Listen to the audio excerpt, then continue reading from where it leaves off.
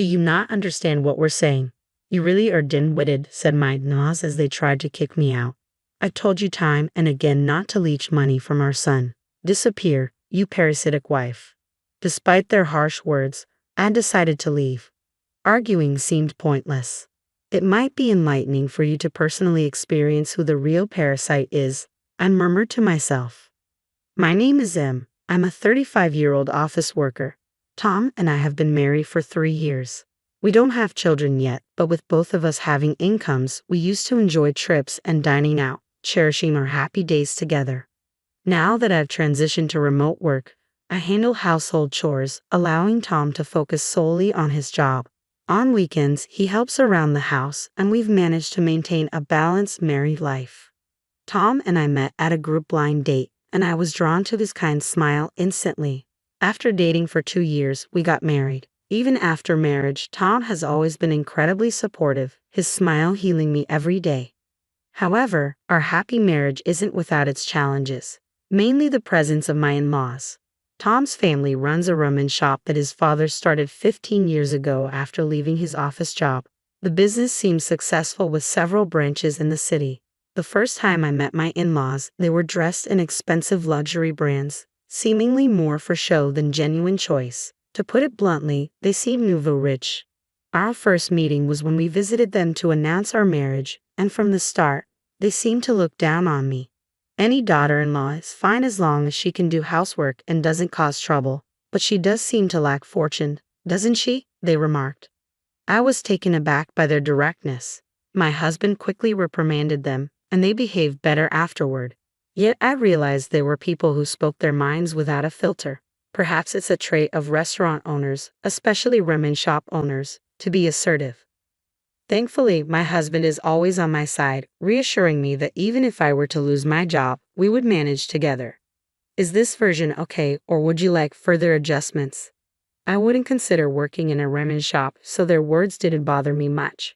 Besides, my husband apologized many times for his parents' rude behavior and assured me that we only needed to interact with them during major family events. Apparently, he doesn't get along well with them. I heard that his father had always been stubborn and struggled as a salaried worker. Though kind to my husband, his attitude became arrogant and condescending after his ramen shop became popular. He often meddled in my husband's career choices and demanded more respect because he was the breadwinner. That's why my husband didn't like being around his parents and moved out when he went to college. The only thing he's grateful to his parents for is that the profit from the ramen shop funded his college education. Thanks to that, he got a job in a reputable company and wants to repay them for their kindness someday. But other than that, he generally wants to avoid them.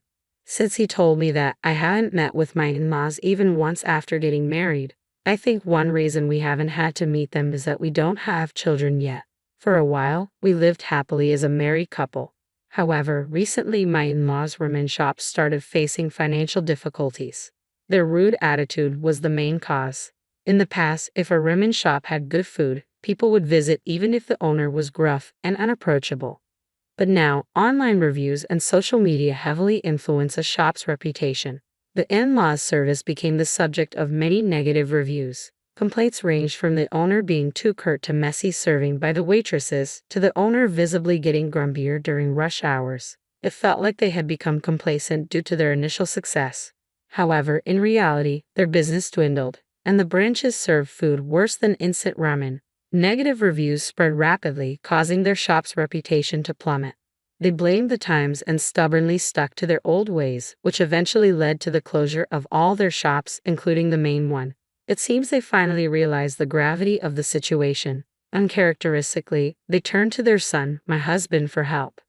"Tom, please help us. At this rate, we'll end up on the streets," they pleaded. My husband had anticipated his parents would come to us like this. It really didn't work out, did it? I told you before, didn't I? If you act too arrogantly, you'll end up regretting it. There's a saying that the customer is God. If you treat them carelessly, they'll come back to bite you. Back then, you dismissed my words as just naive opinions, didn't you? This is your own doing. You really should reflect on your actions. I'm sorry. Would you like any further adjustments? But turning to us for help is futile. My husband stated firmly. My in-laws collapsed to their knees, crying at his harsh words. I never imagined my kind-hearted husband could be so stern. Yet I could feel the love he held for his parents in his words. He spoke sternly out of concern for them. At that moment, I realized how admirable my husband's character was and fell for him all over again. Eventually, my in-laws gave up and left. However, a month later, they returned to us looking completely worn out, without a single branded item they used to flaunt. Even after selling all our branded goods, we still can't pay off our debt. We even sold the car, but there's still so much debt remaining. Can you help us out, please, Tom? We don't have anyone else to turn to, they pleaded, bowing deeply to their son. My husband crossed his arms, pondering what to do. I wasn't fond of my in-laws, but seeing them in such dire straits made me want to help them. Tom, what about sending them a monthly allowance? I suggested. My husband looked surprised, and the in-laws also looked shocked, lifting their heads to gaze at us. Emily, are you sure? My husband asked. Yes, I replied. You mentioned wanting to repay them for putting you through college, didn't you, Tom? Is that true? Well, I didn't say something like that. My husband hesitated. Tom, please, we'll work hard to pay off our debts. Can you at least support our living expenses? The in-laws pleaded again, bowing deeply. In the end, my husband agreed to support his parents. He decided to transfer $700 to them every month. Would you like any adjustments to this version? I chose to send $800 every month. My husband told me I didn't need to send that much, but I wanted my in-laws to pay off their debts and restart their lives as soon as possible. I believed this incident would make them reconsider their arrogant attitude. Besides, I had a source of income other than my regular job, income from real estate. I had been studying stocks and investments for a long time and had managed to grow my assets through it. After accumulating a decent amount of wealth, I purchased a luxury apartment and used it for rental income. Little by little, my assets grew, and I bought another apartment for real estate investment. Before I knew it, I was earning around $700,000 annually, so I had a lot of financial leeway. Of course, I kept this a secret from my in-laws. I was giving my husband a bit more money than necessary to support his parents for his sake. The in-laws were very grateful for our support and expressed their thanks. Tom, thank you so much. Thanks to you, our life is slowly becoming stable, they said. Seeing them express their gratitude made Tom visibly happy. I hoped that with this, they would find jobs and be able to repay their debts. However, a month went by, and it seemed they still hadn't found any work. An even more troubling issue arose. The in-laws started visiting our house frequently during weekdays. Our food expenses are getting a bit much, Emily. Could you possibly give us something to eat? They would say. They started coming around lunchtime and asking me for food. Initially, they'd just eat and leave, but recently they'd been lounging on the sofa after meals and even asking for desserts. Is this version alright, or would you like further adjustments? I have work too, so I'd appreciate it if you didn't stay too long, I told the in-laws as my work was beginning to be affected. The in-laws exchanged glances and laughed. Work? Aren't you always at home? If you're going to lie, at least make it more believable. They scoffed, chuckling. Perhaps because they've been in the food and beverage industry for a long time, they might not be familiar with the concept of remote work. I tried explaining it in detail to them, but they responded with, "We don't really understand all this computer stuff," and didn't try to comprehend my explanation. No matter how much I told them I was busy with work, they wouldn't listen, and their demands only increased. Emily, we're out of tea. Hurry up and go buy some. Don't you have any snacks? Prepare some rice crackers or something. Such a useless daughter-in-law. For a housewife, you're really inconsiderate, they criticized. The in-laws kept blaming me with such words. They promised to work and repay their debts, but they kept saying they couldn't find jobs and continued to intrude into our home during the day. Moreover, they hurriedly leave before my husband returned. Probably they felt a bit guilty towards him, who was providing them financial support, or maybe they just didn't want to be asked if they found a job yet. Is this version okay, or would you like any further adjustments? I was at my limit, even though I contribute a significant part of the money we give them. Why do I have to be treated this way? I stood up to the in-laws and said firmly, "Please leave now." The in-laws, seemingly never expecting me to say that, were taken aback for a moment, but immediately their faces turned bright red with anger. "Who do you think you are? A mere wife giving orders to your husband's parents?" they retorted. "Exactly, and you're just a housewife depending on Tom's income. How many times do I have to tell you I'm not just a housewife? Enough of your delusional stories. That's how the in-laws kept shouting. Then, with a gleam in their eyes, they came up with an idea. Right, you should just leave this place. What? I exclaimed. Indeed, that's the best idea. It's because of you that Tom's remittance to us is so small. You know we're sending you $1,500 a month, right? What do you mean it's not enough? I asked incredulously. Well, that's just what our living expenses amount to normally. It's actually barely enough, they insisted. I was at a loss for words. They seemed to be the type who, no matter how much money they received, couldn't give up their luxurious lifestyle. As I stood there in disbelief, they glared at me coldly. Hey, how long are you planning to stand there daydreaming? Pack your bags already, huh? Don't you understand what we're telling you? You really are dense, aren't you? We're telling you to stop leeching off our son for money. Get lost, you parasite of a wife. They sneered. With those words, the in-laws tried to throw me out. I realized there was no point in talking to them anymore, so I decided to leave as they demanded. Understood. I'll pack my things and leave, I said calmly. My in-laws looked smug. Now our lives are finally secure, they chuckled. If it was just the three of us, Tom and us, everything would have gone smoothly from the start, I thought to myself, ignoring their hurtful remarks. Is this version okay, or would you like any further adjustments? I began to pack my things. I'll disappear as quickly as possible, I thought. Hearing this, my in-laws left with a look of satisfaction. That night, I explained the situation to my husband. When he returned home, he was more dumbfounded than angry. Emily, I'm truly sorry, he said. It's okay. Now I realize that they'll never change. It's good to know that there's no point in trying anymore. I comforted my husband. Together, we packed our things and decided to leave the house.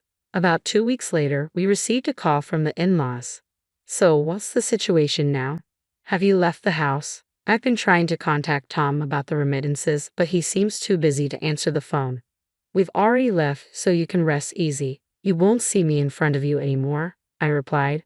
Hearing this, I could hear my in-laws rejoicing on the other end. Ah, I see, haha. Finally, our son can get rid of the burden that was you.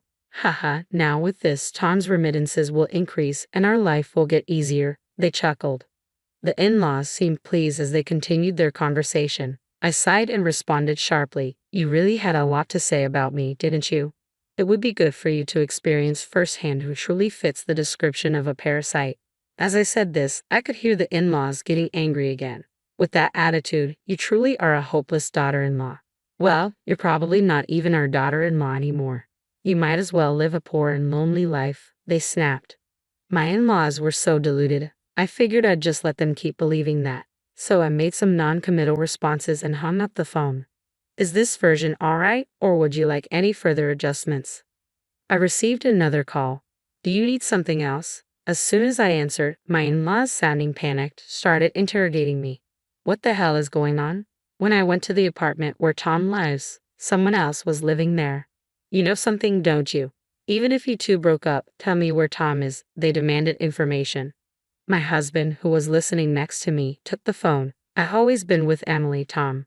Why are you with that woman, and why have the remittances to us stopped? Maybe because you insulted and tried to drive away my precious wife. I won't forgive anyone who hurts my beloved wife, even if it's my own parents. Besides, you never listened when Emily explained multiple times about her job and such. Did you? You probably didn't even try to find out that Emily was sending you more money than I was. Is that true, Emily?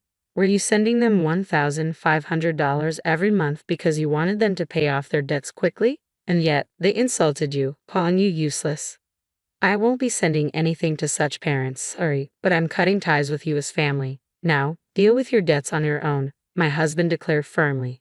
Wait, I had no idea Emily was earning so much. Can you forgive us if we apologize? Maybe then you can send money again, pleaded my in-laws. It's too late, just give it up, my husband replied, hanging up the phone. I then blocked my in-laws' number, ensuring that we would no longer be involved with them. According to what my husband heard from relatives, our in-laws sold their house but couldn't pay off their debts. Now, they apparently live in a rundown apartment, both working low-wage jobs to make ends meet and pay off their debts. When they were successful with their ramen restaurant, they reportedly acted arrogantly towards their relatives. When they ran out of money, they seemed to have asked their relatives for help, but nobody assisted them. So, they are now completely isolated, living in absolute poverty. My husband and I have given them as much support as we could. We can't cover for them anymore. It's their own doing. I doubt they'll ever change their ways or attitude, so they might as well continue living this way. On the other hand, we continue to enjoy our time together as a working couple. A year later, I became pregnant. I hadn't expected to have a child at this time, but we are grateful for this blessing from above. Together with my beloved husband, we plan to raise our precious child. Does this version meet your expectations, or would you like any further adjustments?